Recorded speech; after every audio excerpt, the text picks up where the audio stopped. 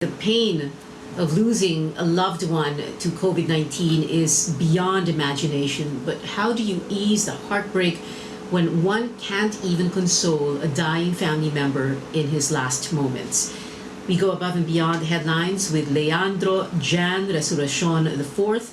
He is the son and namesake of pioneering pediatric surgeon Dr. Leandro June Resurreccion III, who succumbed to COVID-19. Good evening, Jan, and welcome to Newsnight.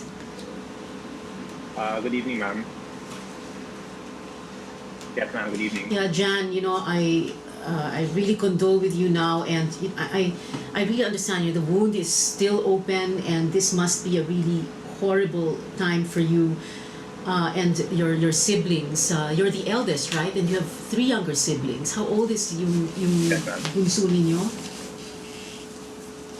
Ma'am, sorry, it's hard to understand. Oh,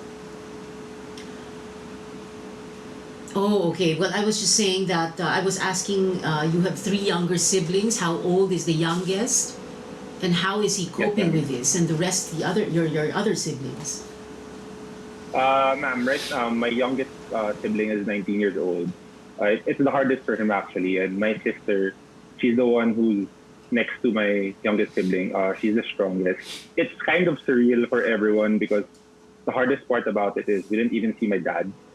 The last time that we saw my dad was when he got admitted. The last time I saw my dad was I brought him up to when he got admitted to the hospital room. So it was very difficult for us because the next time I saw him was already in a body bag. And I'm sure you've heard of this so many times that you don't really get to see them. Kasi nga, you just see them in the body bag and then they get cremated. And my other siblings didn't even see them. It was just me, because I was the only representative. I see. And the last time you saw him, like you said, he had just been admitted to the hospital. That's the time you said na, that's the last time you saw him na nakangiti pa siya at that time, no? Yes, ma'am. Yes, ma'am. Actually, that's one of the hardest parts about it because when I brought him there, he was still smiling pa. He had his mask on, but I knew he had a hard time breathing. It was the onset of pneumonia, but we could still know that he was very strong about it.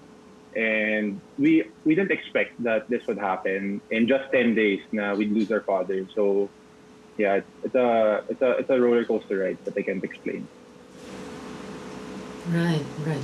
What is the last thing you were able to tell him, and what is the last thing he was able to tell you? Uh, Actually, ma'am, the last thing I told my dad was when he was intubated. I texted him. I told him I love you, but I didn't get a reply anymore because he was already sedated that time. But the funny thing about my dad, which I think it shows about his character, the last conversation we had was 2 days before he got admitted. My friend asked help. Yung tita niya wanted to get admitted and there's no one to entertain them. My dad actually tried to help them. So that was the last conversation we had. 2 days later, he was admitted already and wala na. After he got sedated, nothing anymore. Not a phone call, not a text, not even a video call. It wasn't allowed. Okay. Tell us about the life he lived. I read that he's a great cook. He was a car and bike enthusiast. Tell us about those happy times. Sorry, ma'am. Tell us about his happy time. Yeah, he was a car and bike enthusiast, and he cooked Yeah. also.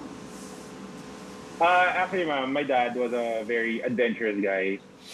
Before, he started off as mountain biking.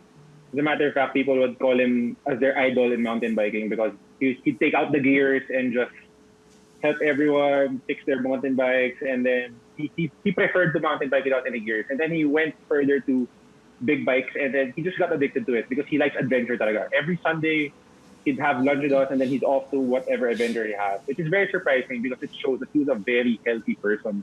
More than anything, he valued health. Wala siyang bisyo, wala eh. So it was very surprising. Okay, adventure, and that's a very interesting word because he could have chosen to have another kind of an adventure. He could have chosen to stay in Australia, right? But he decided to make the Philippines his home Yes. and to work here. Yes, ma'am. Um, that was when I was 13 because when I was younger, he specialized.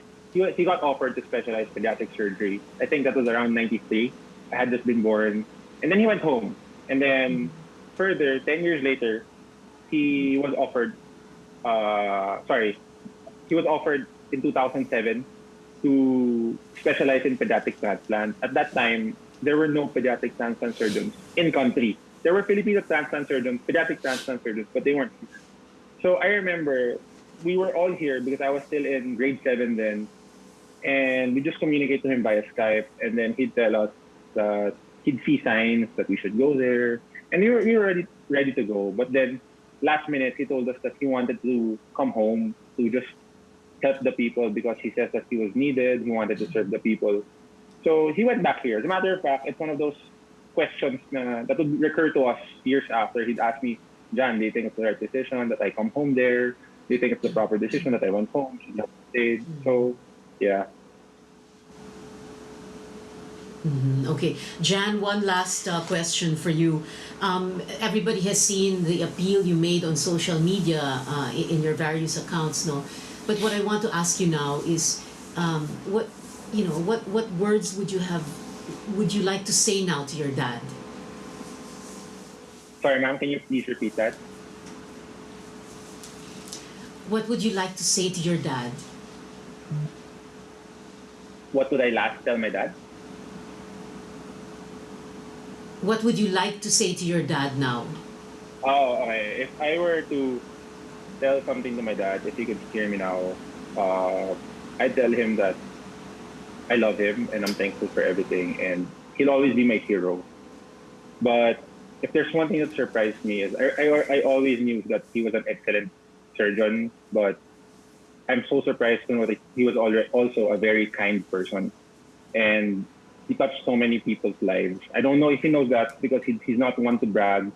Matter of fact, when I read the testimonials about him, I'm very humbled to see that he was such a kind person. And I just want to tell him thank you for everything, and I'm proud of him. And I'll see him again one day. Well, Jan, I'm sure your dad heard you. Thank you very much for joining us tonight, and please accept our very deepest condolences. And yes, your dad is a hero. Thank you very much, Jan Resurreccion.